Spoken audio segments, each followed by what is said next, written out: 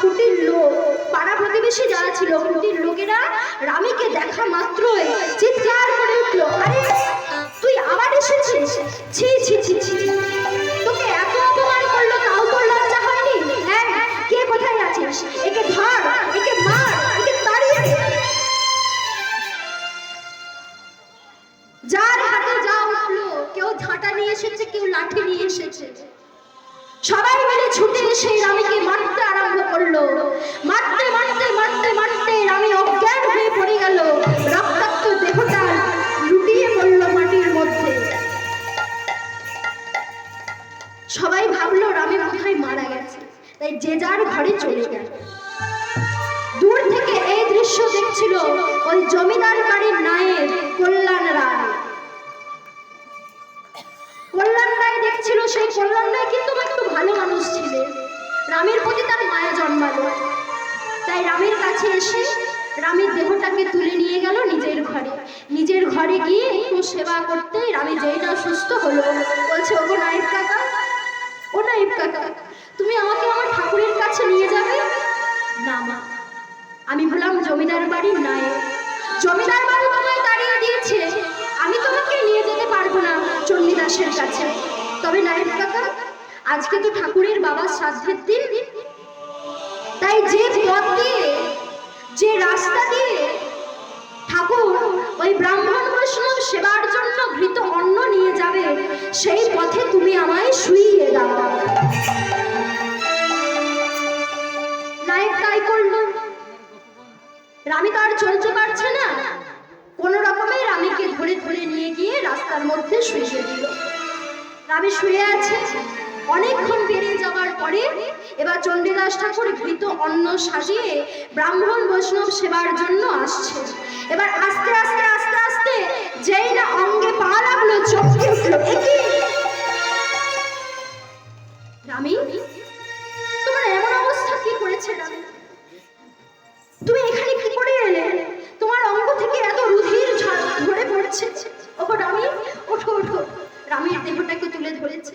ও কিছু নয় ঠাকুর, তুমি আমার এই রুধির ধারা আর দেখো না। ওগো ঠাকুর, আমি যে তোমাকে ছেড়ে থাকতে পারিনি, আমি যে তোমার কাছে ছুটে এসেছি।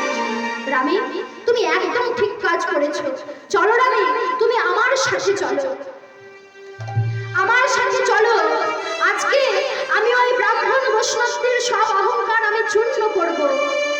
আমার সাথে আজকে তুমি ব্রাহ্মণ বৈষ্ণবদেরকে ঘৃত অন্ন পরিবেশন করবে।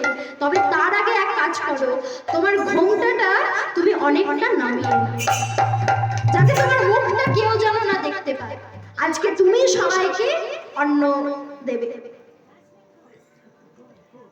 তাই চণ্ডীদাস ঠাকুরের কথা মতো রামী তার মুখের ঘোমটাটা নামিয়ে চণ্ডীদাস ঠাকুরের হাতটি ধরে চলে এসেছে।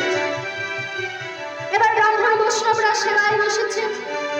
রামী কি করলো না, একটা হাতে পাত্র ধরে সবাইকে অন্ন দিচ্ছে, সবার পাতে অন্ন বিতরণ করছে। একটা কথা আছে জানবেন না,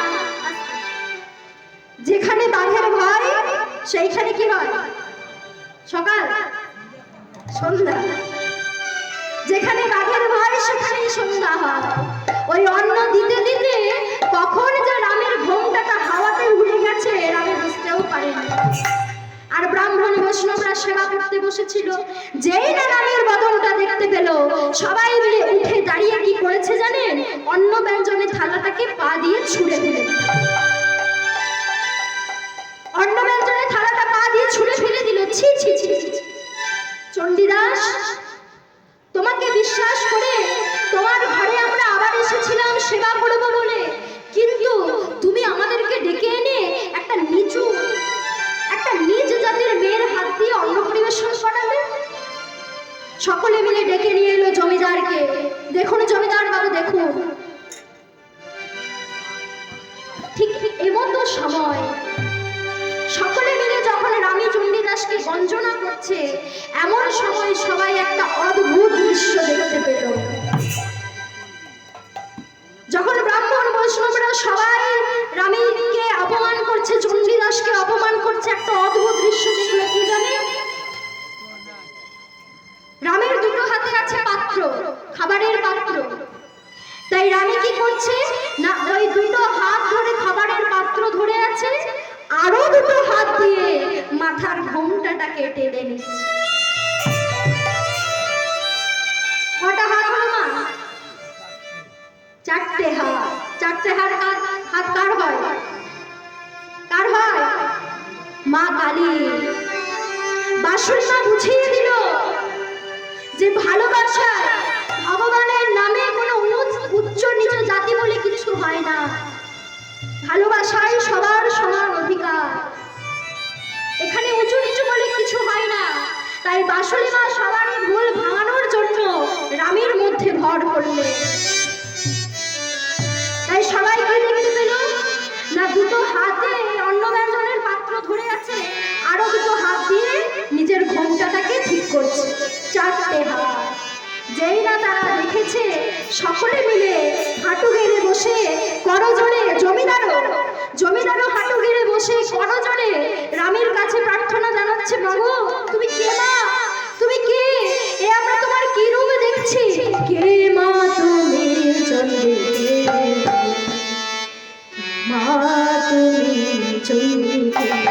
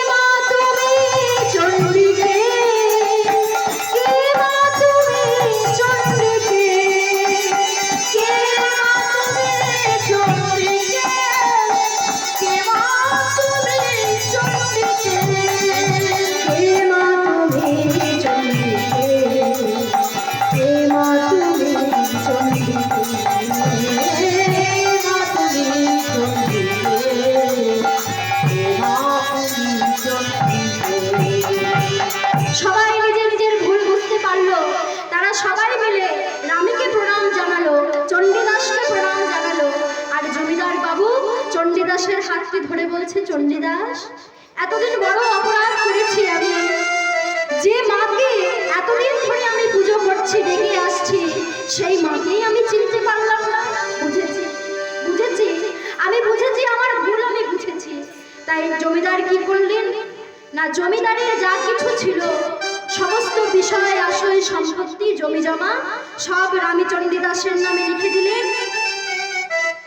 আর বাঁশুরি মায়ের মন্দিরের সমস্ত দায় দায়িত্ব কর্তব্য চণ্ডীদাসের হাতে সমর্পণ করতেন। ব্রাহ্মণ বৈষ্ণবরা নিজের ভুল বুঝতে পেরে রামে চণ্ডীদাসের কাছে ক্ষমা চেয়ে তারা গৃহে ফিরে গেল। এবারে সেবা পরায়ণা সখীগণ তারা কি করেছে না, রানী চণ্ডীদাসের জন্য ফুলের বিছানা তৈরি করে আজকে রানী আর চণ্ডীদাসকে তারা যুগলে রাখলেন। রানী চণ্ডীদাস দুজনে মিলে গল্প করে, আর চণ্ডীদাস কি বলে জানেন, মোরা পীড়িতি নগরে বসতি করিব, পীড়িতে বাঁধিব মোরা পীড়িতে বাঁধিব পীড়িতি নগরে বসতি করিব,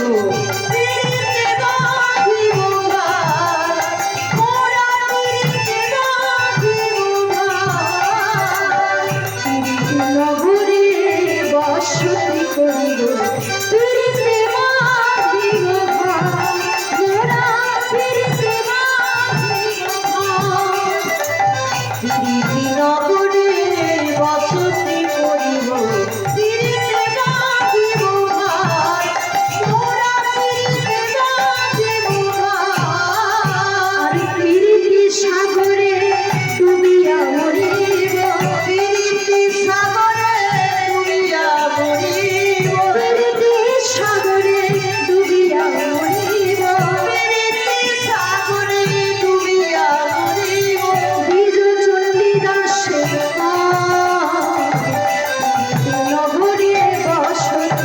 করিব পিরিতে বাঁধিব ঘর মোরা পিরিতে বাঁধিব ঘর নিদায়